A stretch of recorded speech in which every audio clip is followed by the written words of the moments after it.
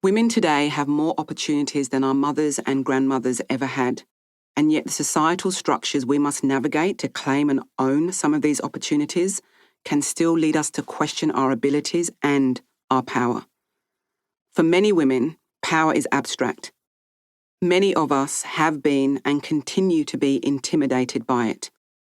Throughout this book, you will find that I have not used concepts of soft power or personal power.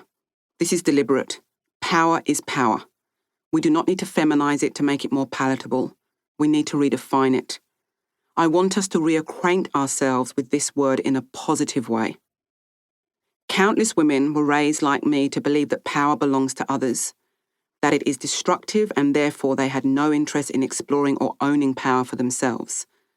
My relationship to power has mainly been one of powerlessness.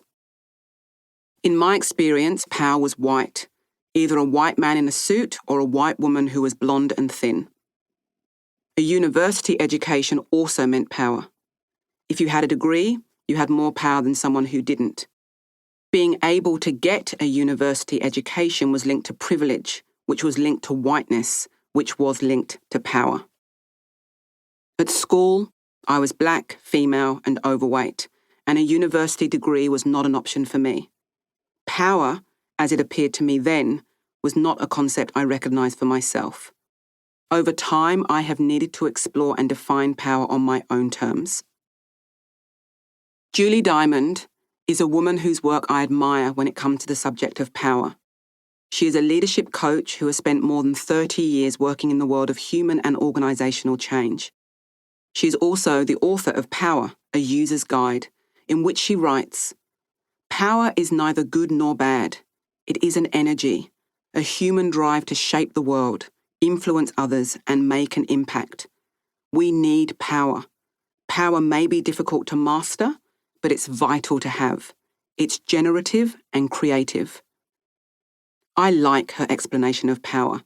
It's so much more inclusive than what I had experienced or been led to believe. Add to that the Oxford English Dictionary definition of power: the ability or capacity to do something or act in a particular way. And we have something positive to work with. We all have the ability to do something or act in a particular way. So power is for all of us. It is not for the select few.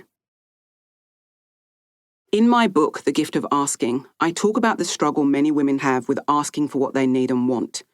One of the reasons for this struggle is the belief that to ask is to rock the boat, to no longer be seen as a good girl.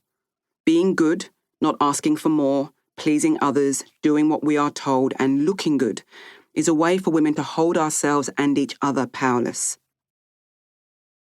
I have coached hundreds of women in my one-to-one practice and thousands of women in group settings.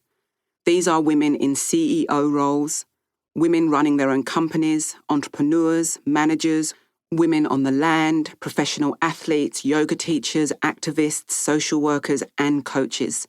Women in various positions in diverse industries. Rarely do these women start working with me to explore their power. But in the coaching process, most uncover their relationship to power in the same way they uncover their relationship to asking. They explore the times they own their power, when they had their power taken away, when they gave it away, how they have stepped into their power, and how life changes when they own and harness that power. I am writing this book now at a place in my life where I am no longer going to pretend that I don't have any power, and I'm definitely no longer interested in being a good girl. And my intention is that by the end of this book, you'll step out of your version of being a good girl and step into becoming a fully expressed woman. Power that is created by a system based on a person's gender, privilege, and granted status makes us believe it only belongs to a chosen few.